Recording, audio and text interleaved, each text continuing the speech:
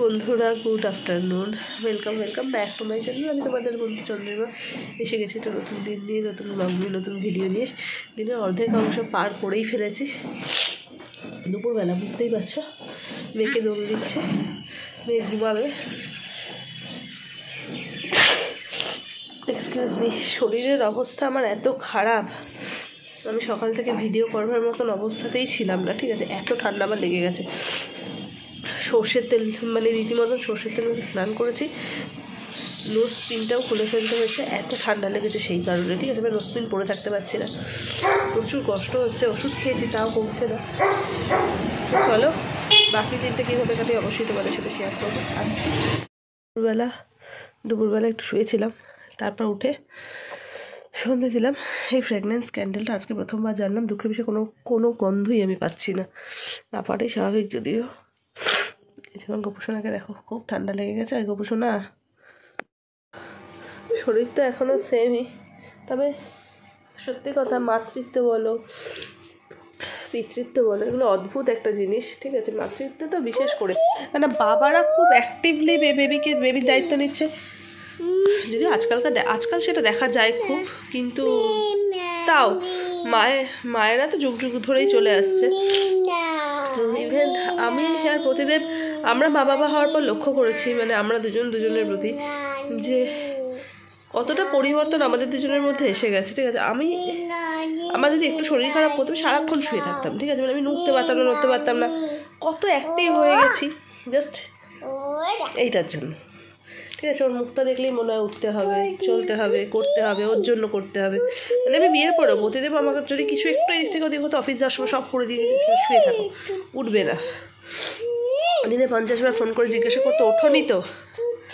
এখন সবটাই আলাদা।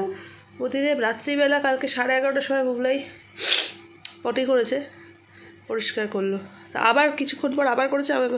বলছিল যে আমিই করে দিচ্ছি, তোমাকে করতে হবে না। বললাম না এবার আমি করি। তো ওটাই বলছি, তখন আমার এত শরীর খারাপ, তার মধ্যে আমি করছি, আমি করলাম। তার উপর 11:30টার সময় প্রতিদিন এরকম কিছু করতে পারে, ওরা ভাবতেই পারতো না আগে। এখন করে ফেলছে কি অ্যাক্টিভলি, মানে কোনো জড়তা নেই, কোনো অনীহা নেই, পুরো নিজের থেকে উঠে গিয়ে ঝপ করে ক্লিন করে দিল। এটাই হয়তো মা বাবা হওয়ার পর হয়। আর আমাদের এখানে যেহেতু আমরা দুজন, আমাদের ছানা পুরোটাই এখানে থাকলে, ও বাড়িতে গেলে সবাই থাকছে, ওখানে না গেলে আমাকে এসব ভাবতে হয় না, কিন্তু এইখানে থাকলে তো আমরা দুজনেই, আর আমাদের দুজনকেই সবটা মেনটেন করতে হয়। আর প্রতিদিন অফিস থেকে আসার পর মিথ্যে বলবো না, বুবলাইয়ের দায়িত্ব 98% নিয়ে নেয়, ঠিক আছে?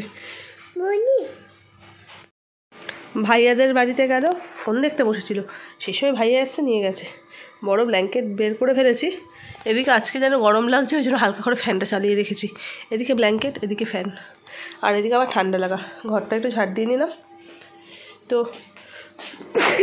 এক্সকিউজ মি, এই বোর্ডটা পরিষ্কার করতে হবে। এই বোর্ডটা না আমি যখন পড়াতাম বিয়ের আগে, অনেকেই পড়াতাম, তো সেই সময়কার বোর্ড এই বোর্ডটা আমার একটা ইমোশান।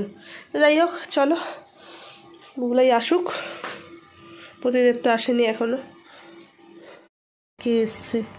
আমার মেয়েকে এখন টুকটাক কথা বললে সব শোনে। হ্যাঁ, জল চাইলে এনে দেয়, কোনো জিনিস চাইলে ওর জানাশোনার মধ্যে হলে হয়। এই বলছে কে গো, কে বলো তো? কি বলছে দেখো, টিয়া পাখি যেমন কথা বলে বলছে। কে এসছে মা? কে মা? কে? ওই যে কে? কে বলো, কে? আমি। ও বাবা, হাতিটা আমার কবে থেকে সাজছিল যে জ্বালবো, ঠিক আছে? আজকে জানলাম। ফ্রেগনেন্সটার জন্যই মেনলি আমার ইচ্ছে চলছে, কিরকম ফ্রেগনেন্স দেখবো, ঠিক আছে? আজকে জানলাম আমি এমন বোকা, আমার যেদিন ঠান্ডা লেগেছে সেই দিন জ্বেলেছি। প্রতিদেব বলছে সারা ঘর নাকি গন্ধে, মানে সুন্দর গন্ধে ভরে রয়েছে। আমার শুধু শুনতেই হচ্ছে। এবার আমার গোপুসোনাও শুয়ে পড়বে। চলো বাবা। মশারিটা টানানো হয়নি, মশারি টানাবো। এখন তো শীতকাল, তো রোজই মশারি টানিয়ে শোয়াবে। আজকে তো গরম লাগছে না, ফ্যানটা হালকা করে চালিয়েই রাখতে হয়েছে। তো চলো আজকে ভিডিওটা এখানেই শেষ করছি। পরবর্তী ভিডিও আসা পর্যন্ত তোমরা সবাই ভালো থেকো, হাসতে থাকো, সুস্থ থাকো। আজ আমাদের একটু তাড়াতাড়ি ডিনার হয়ে গেছে। প্রতিদিন একটু সমিত এসে কথা বলছে, ঘুমোতে 12টা 12:30। আমি আজকে 11:10 শুয়ে পড়ছি। তো খুব তাড়াতাড়ি দেখা হচ্ছে পরের ভিডিওতে। টাটা।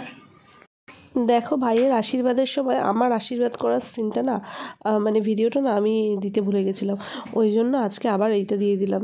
দেওয়ার কারণ আলাদা করে একটাই, ভাইয়ের সাথে আমার সম্পর্কটা খুব ভালো, তো ছোটো থেকে আমরা একটা জুড়ি আর কি।